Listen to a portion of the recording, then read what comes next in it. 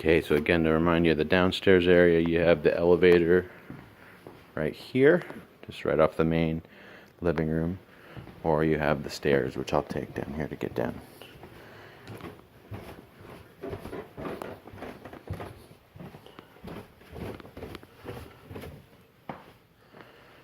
So it's got its own big living room area here.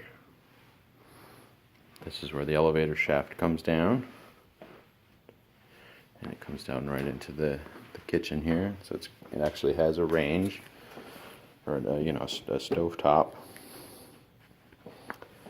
and microwave, and a small fridge. So there's not an oven, but you could do, a toaster oven type thing, or do your baking upstairs.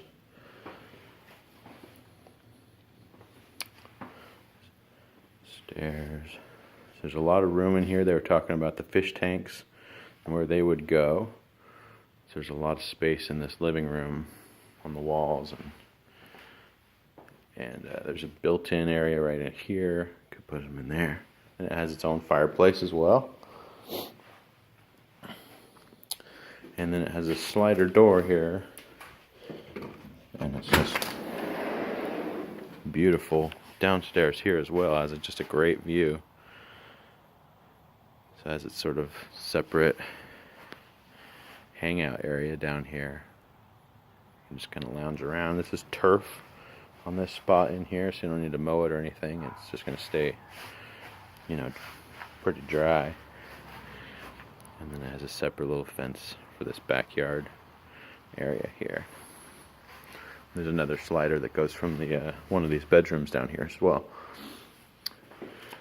Okay, so show you nice big wide hall. And there's 2 bedrooms down here. I think this is the smaller of the 2. It's pretty good size. It has a big, 3-door sliding closet. Quite a bit of space. Some shelves, and just great view from this bed. If you imagine from this bed looking out, you can see the Table Rocks, Mount McLaughlin, and everything. Okay, then you have a really nice bathroom here between these 2 bedrooms. That's the other bedroom, and this is just a real nice big bathroom. Sort of a jacuzzi tub in here. The shower. And this is another doorway that goes out, so if people are hanging out downstairs and they want to use the bathroom, just walk right into the bathroom here.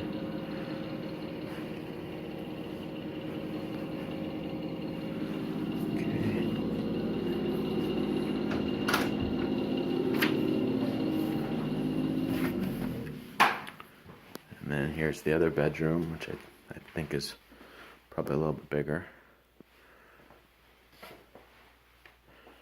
There's a slider going out there. Just a real big, I think that's an old chimney hole there. Looks like maybe they had a stove in here at one time, something like that. Another 3-door sliding closet. So there's just a lot of room in this downstairs apartment compared to all the other things we've shown you, for sure. And then over here on the right, there's a sort of storage area. This is like in the basement, so you can get access to the furnace and all the ducting and pipes and things like that, which is all, it all looks really new and nice. They've redone. He said they've put $200,000 into this house since they bought it. So you got a lot of storage in here. It's nice, and you could improve it and make this, more like a shelf in here too, if you wanted to store more things downstairs. Let's see here, what else? So that's basically it for the downstairs apartment. I'm going to show you there's a sort of utility room beside here, on the side area of this underside of the deck.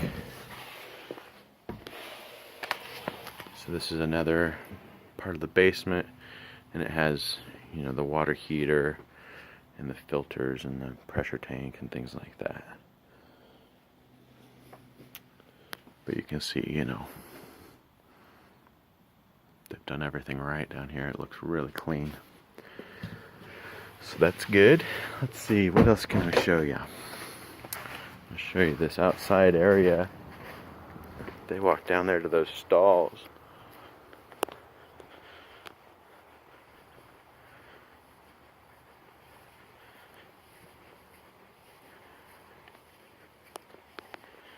I'm going to take another short video down there of the stalls, and I'll take another one of the shop as well. But this is, you know, the backyard. Probably could have a really big garden in this area instead of the lawn. Or you could have a bigger garden down below or up above in the front yard area too. Remember, that's kind of where the pond would be. There's irrigation, he mentioned. And there's just a bunch of tie-ins to it. I'll show you.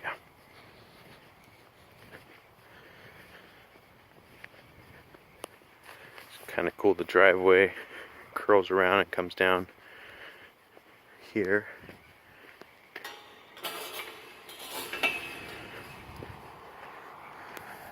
So you can go between the house and the shop and come down here.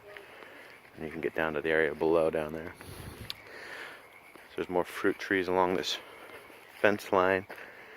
And you can see there's a bunch of fence posts down here. And each fence post marks a spot where you can tie into the irrigation. You can see here's a valve for this, and you can put pipes across and do flood irrigating with that. So there's a bunch of them on, you know, I see like 4 or 5, maybe 6 lines right here that you can see. Here's a view of the house from kind of below. You can see the top deck and the bottom basement area and the back side of that shop in the RV.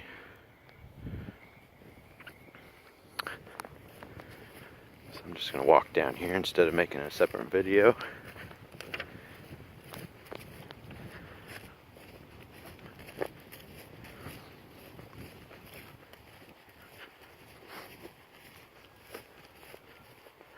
It's a great pasture.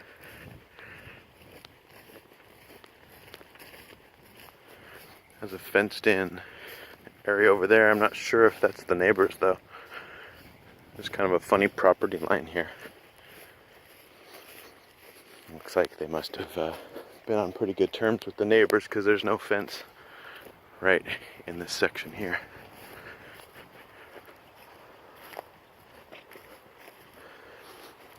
So there's another pad down here. Kind of cool.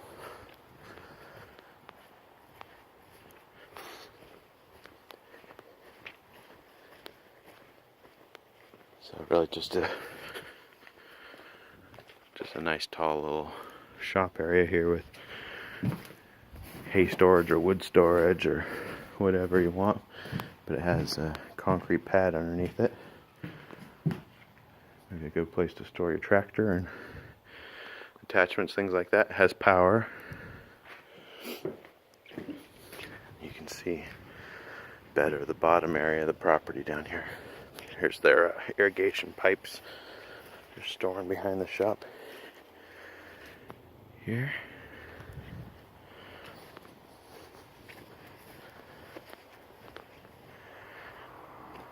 So you can see that area down there where the pond would be. It's pretty large.